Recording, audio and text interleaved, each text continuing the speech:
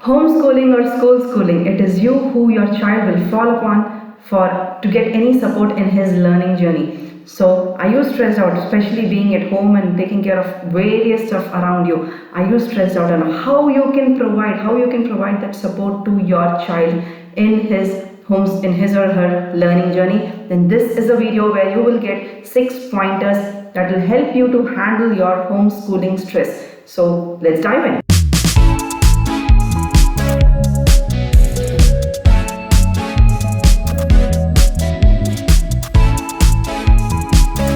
Hey, this is Sujaya, helping parents to connect with their intuition in their parenting journey so that the child leads his or her true life. If you're new here, just make sure you click the subscribe button and hit the bell icon. And let's move straight towards the 6 pointers that help you handle your homeschooling stress. The first pointer is plan your day in chunks.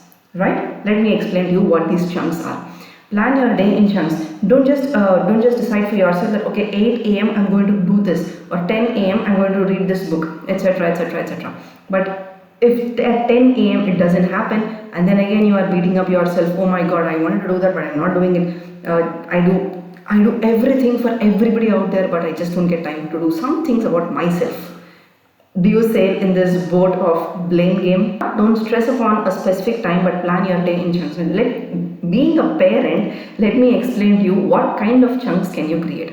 Yeah, so one chunk is your daily routine, which are some kind of mandatory tasks. Maybe your kitchen work, maybe some amount of cleaning work or whatever it is. Yes, that is one chunk. And another chunk is something that you would be doing when you are alone. Yeah, maybe something that requires your full focus.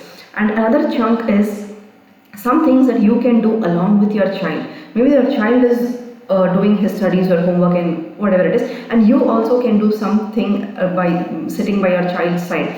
Maybe planning the groceries, or maybe you also are studying something. Maybe you are also learning something. You have your own learning journey. Yeah, that is a common chunk. That's a chunk which is common between you and your child. And there is another chunk where you have to give full attention to your child. Yes. It could be anything. Maybe you are playing with your child. Maybe you are really sitting with your child when the child is doing some homework. Yeah, maybe you are helping the child build something, or maybe your child is going. During the outdoor play time, you are being with the child. Yes. So you plan your day according to these chunks. One chunk is something that are mandatory tasks that you have to do. There is no way that you can maybe some amount of mandatory tasks. Yes. And another chunk is something that you can do, you need to do with full focus, you have to do when you are alone. Another chunk which you can do by your child's side, even you can do that even when the child is doing his homework. You also can just sit by your child and do whatever it is.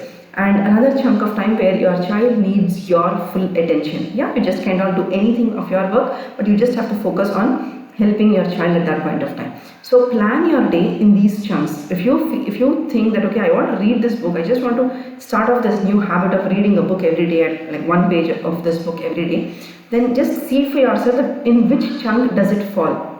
Yeah, don't plan like okay, at 4 p.m. I will do this, or 3 p.m. I will do this. Be it exercise or Surya Namaskar or yoga or whatever it is that you want to pick forward. Yeah, just see which chunk could it be in. The second pointer is very, very important. Consider your child's interest in preparing his timetable, in creating his learning plan, and in leading the day.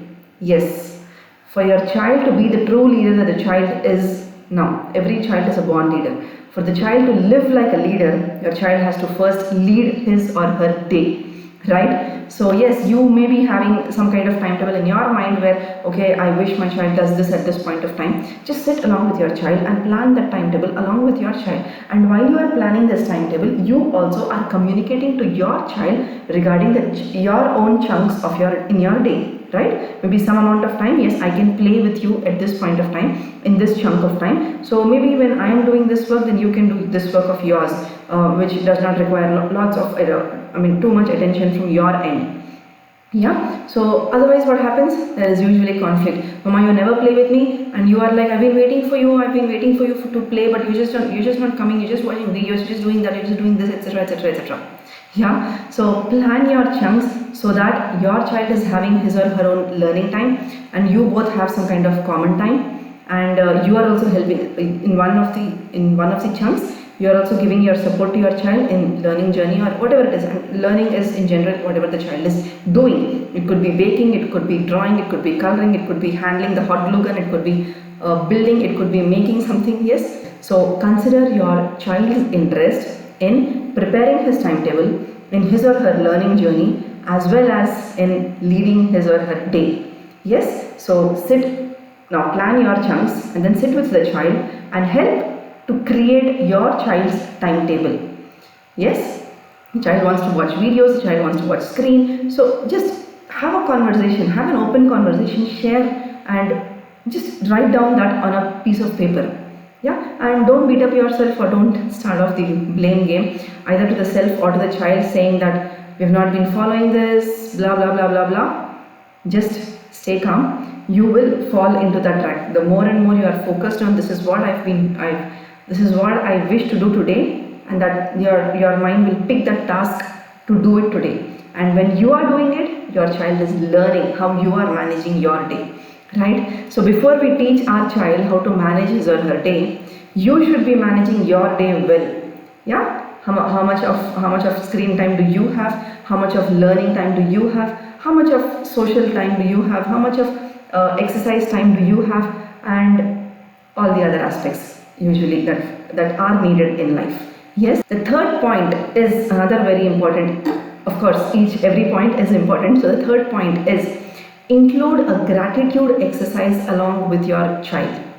Yes, it may seem silly, but this plays a very, very important role in how the internal state of mind is. So before you do that along with your child, you have to do that for yourself. Yes, you have to see that magic. You have to refine yourself. You have to tune yourself. And that is when your child is seeing what is it that is happening from you, what are you emitting, what kind of emotions are you emitting. And then when you are kind of teaching your child about gratitude exercise, he or she is very welcome to do it along with you. So yes, needless to say, in the morning you have to do your gratitude exercise. Just share some amount of thank you statements, I am grateful statements, not just statements mechanically, not just writing mechanically. Feel that great gratitude. You have to feel that you are grateful, right? So feel the feeling at that point of time. And when you're doing along with your kids, a very good time, I can't say it's the best time, but a very good time to do this is just before you're sleeping. So include this as a night routine that you can do along with your children. Yes, and right before you sleep, just have a good conversation. Yeah, no amount of pushing or pulling for the child to sleep at that point of time. It's 9 p.m. Come on, you have to close your eyes. Boom. It doesn't happen. Yes, so just create some kind of good conversation with your child and share some gratitude statements with the child. You can share your gratitude statements, what all has happened on that day. Yeah, I'm thank you for so many things. Let me tell you this. One day I was surprised that my child, something happened. Yeah, a series of events happened. And people were waiting for the child to have dinner first before they could have their dinner, and it was already getting a little late. Yeah, so and my child was very involved in whatever my child was playing. Yeah, so I could not interrupt much. So I just thought, okay, I mean, just as how you are in your office work and you just don't want to get up while you are involved in your office work, yeah, even children don't want to get interrupted while they are playing. Yes, the time matters. Yes, the need of the situation matters. All of this matters. To cover all of this, if you have questions about this, there is another video in my playlist. You can watch that video over there. Yes. So yeah, that day something happened. I just arranged whatever she could be eating on that day, and I got it there to another place so that other people can have their dinner. Yeah. And then when we were sleeping, it was 11 p.m. and we were asleep, or 11 p.m. or 11:30 p.m. My child actually noticed that, and my child said, "Thank you, Amma, for getting dinner to that place wherever I got it." Right? So what I'm trying to say is, children notice what you are doing. Be it you are helping the child, or be it you are yelling at your child, you are getting irritated at your child, you are pushing your child, you are pulling your child to have dinner, to come to the meal table right at that point of time. That's all. You have to come now, and then only then you have to play. Children notice everything. Children notice the emotions that you are emitting. So don't want to go much into the gratitude exercise, but you have to do it for yourself, and then you include this as your one of the night routines that you can do along with your child, and children will keep sharing all that they have been through in the day, and then they are sharing some kind of thank you statements, and it will really feel good. It will really uplift them from inside, from within. The fourth point that's important is go back to your why. Your why is the strong drive for you. It's the strongest drive that you have for you. So if you're homeschooling your child, why do you want to homeschool your child? Yes, you do have your own reasons, right? So why do you want to homeschool your child? If you are kind of struggling to provide that ample support to your child, then just keep questioning yourself. Why do I want to be this way with my child? Yeah? Or if you are sometimes getting irritated, sometimes maybe yelling out, sometimes maybe showing some kind of negative reaction, just go back to your why. Why do I want to yell? Why do I want to react this way? Why do I want to respond this way? Why do I want to stay calm? Yeah, go back to your why. Going back to your why gives you a strong reason for why you have to continue doing whatever you wanted to do. Though there are struggles, though there are challenges, yes, you will have a strong core reason because of which you want to do that. The fifth important point is have a dedicated self-care time. Yes, if you can do that, if you can do this in the morning, maybe 1 hour, start with 20 minutes. Yeah, don't get scared. Start with 20 minutes and then slowly take it to 30 minutes, 40 minutes, 1 hour. Yeah, do that. Take it for yourself and write down your gratitude. Do your gratitude exercise. Write down your affirmations. Write down your goals. What is it that you want to do in life? What are your visions and whole lot of stuff. To understand more about what you can do in this 1 hour, then I'll be including a link to enroll for my Magic Morning Rituals workshop that I'm doing for parents for 21 days under this video in the description box. So just make sure that you click on that. Yeah, so that's one thing. So have a dedicated self-care time. Yes, so if morning is not possible for you, then do it at the midday or evening or night. But whatever it is, you have to grab your time for yourself.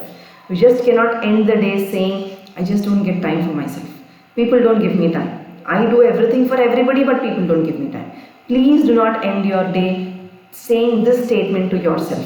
Yes, so you have to grab your time for yourself. And the sixth important point is, apart from doing whatever it is that you are doing to your child, with your child, supporting your child, helping your child in the child's learning journey, or in general during the day, right? Pushing or pulling or whatever it is, like making your child like reminding your child with brushing, bathing, waking up, sleeping, classwork or homework or studies together or whatever it was. Apart from all the usual routine that you are doing for your child, with your child, make sure you also have some kind of unwinding time with your child. Yes, if you actually go back and look into your day, out of 100 conversations that you have in your day, out of 100, 98% of conversations that you have with your child usually go towards pushing and pulling and driving and blaming and complaining and comparing and criticizing and doing all sorts of things just to get things done by the child. Either brushing or bathing or eating or sleeping or monitoring or etc, controlling. Yes, so if out of 100 conversations, 98 conversations are going towards monitoring the child and all sorts of stuff, how does the child feel? The child is kind of stretched from this way and that way and yes, all around the place.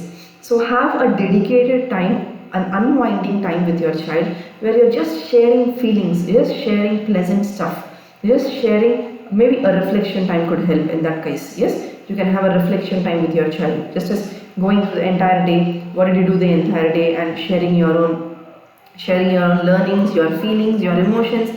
Just have that unwinding time. That is where the child feels welcomed to share his or her emotions as well.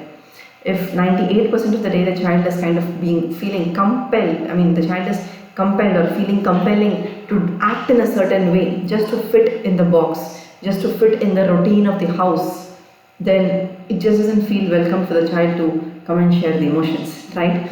So apart from whatever you're teaching in your homeschooling journey, in your homeschooling day, make sure you have an unwinding time with your child. Yes, so these are the 6 pointers which will definitely help you to handle any kind of rough days in your homeschooling journey. Yes, so again, as I told you, online schooling or school schooling or homeschooling, whatever it is you who your child will come to for requires support in his or her learning journey. So you having that kind of emotional stability is very, very important for you to provide that emotional support to your child. Yes, so if you've liked this video, make sure you click on the like button, share the video with people out there so that will benefit them also who are going through rough days in their homeschooling journey. And make sure you also check out all the links mentioned below this video in the description box. Meet you in my next video. Thanks for watching. Bye-bye.